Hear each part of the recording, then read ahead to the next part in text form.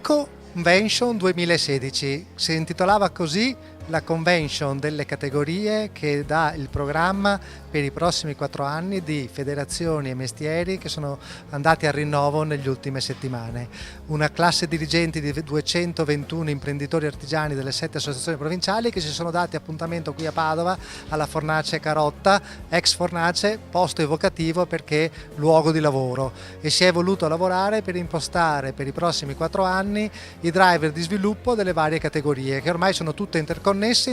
sotto 3 aspetti: la green economy, l'ICT e il fatto su misura. Questi 3 driver sono quelli che potrebbero dare la possibilità all'artigianato veneto di intercettare una nuova rinascita e uno sviluppo economico importante. Le imprese artigiane che investono in green economy danno lavoro, sono più attive, sono quasi 21.000 in tutto il territorio regionale, quindi una grande fetta delle 130.000 che operano tutti i giorni su questo territorio. La convention ha chiamato a sé economisti, motivatori, gente di dati, di numeri, gente che si occupa di internazionalizzazione e si è fatta dare le indicazioni di dove sta andando il mercato sotto questi aspetti, per poter poi valutare quali saranno i programmi che ogni singola federazione di mestiere dovrà fare da qui al 2020. Tanti relatori che però hanno dato dei drive su cui le 12 federazioni, i 61 mestieri dovranno pensare da qui ai prossimi 2 mesi per progettare l'attività dei prossimi 5 anni. Sì, avevamo questo obiettivo: dare dei grandi driver e anche all'interno di questi tanti stimoli come sono venuti, una messe positiva, però volevamo dare uno sfondo a tutti i presidenti, i vicepresidenti, i membri del direttivo presente, perché nei prossime settimane da qui a fine anno che devono tradurre i tanti stimoli in programma, in strategia per i prossimi 4 anni dell'attività di mestiere o del gruppo di mestiere, questo diciamo dà a loro degli attrezzi per passare da un dire e da un'esigenza di cambiamento che tutti abbiamo sotto mano a un fare praticabile, e quindi bisogna scegliere tra le tante cose quelle che possono stare sulla nostra griglia di cottura, perché abbiamo tanta buona volontà, ma questi sono i tempi, i mezzi e le possibilità data anche dalla complessità della macchina, ma penso che veramente questo salto di qualità delle categorie verso il mercato, a trascinare le associazioni verso il mercato, ci sarà.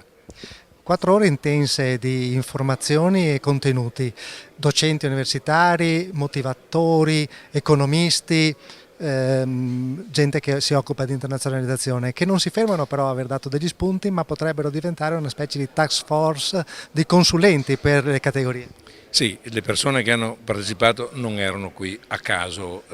vedi una volta e poi ti rivedi fra 3 anni. Sono il tentativo nostro e quindi sono persone con cui intratteniamo da tempo dei rapporti e che abbiamo trovati culturalmente vicino a noi. Noi intendiamo continuare con loro, perché queste sfide senza partner adeguate non si affrontano, men che meno si vincono. Professoressa, lei è intervenuta a questo convegno della Confartigianato, parla di green, voi vi occupate di questo all'Università di Padova. Quali sono le opportunità e gli interessi che le piccole imprese possono avere nell'occuparsi di green? Diciamo che ci sono 3 traiettorie possibili. La prima è quella dell'ecoefficienza, quindi riuscire a ridurre i costi, ridurre i materiali e gli sprechi, quindi un vantaggio in termini di competitività sui costi. Il secondo vantaggio è quello di trovare nuovi mercati attraverso la possibilità di ripensare i prodotti, quindi in termini di innovazione che tenga conto della sostenibilità ambientale. E il terzo aspetto è quello di creare anche collaborazioni con altre imprese, in particolare artigiane, per ridurre per esempio le filiere, accorciarle e quindi dare valore anche a contesto territoriale rispetto a un consumatore che è sempre più disposto a pagare per questa ricostruzione di filiere corte. L'approccio sembra guardare più alla grande impresa, lei ha portato gli esempi nel suo rapporto prima, però anche le piccole hanno degli spazi e dei margini o devono solo accontentarsi delle briciole? Direi che anche le piccole assolutamente possono avere un ruolo, diciamo che ovviamente la grande impresa ha più un impatto quantitativamente più significativo, ma in realtà non c'è un fattore scala nell'investimento da un punto di vista della sostenibilità ambientale. Anche le piccole imprese possono trovare anzi una soluzione anche più originali lavorando e collaborando tra di loro, e quindi questo rappresenta un elemento sicuramente importante. C'è un aspetto finale che lei ha detto, bisogna comunicarla questa cosa, quando la si fa bisogna dirla, perché c'è un valore aggiunto e anche un costo però diverso. Lei pensa che le piccole imprese riescano a comunicare? Penso che debbano investire ancora di più, sicuramente hanno una storia da raccontare, hanno dei contenuti da poter raccontare, il valore culturale anche dei prodotti aumenta ancora di più nel momento in cui inseriscono la componente ambientale ma anche etica e sociale, e da questo punto di vista credo che le nuove tecnologie, abbassando un po' i costi e anche le barriere alla comunicazione, possono dare senz'altro una mano.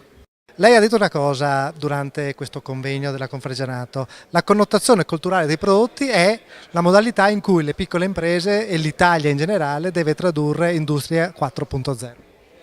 Sì,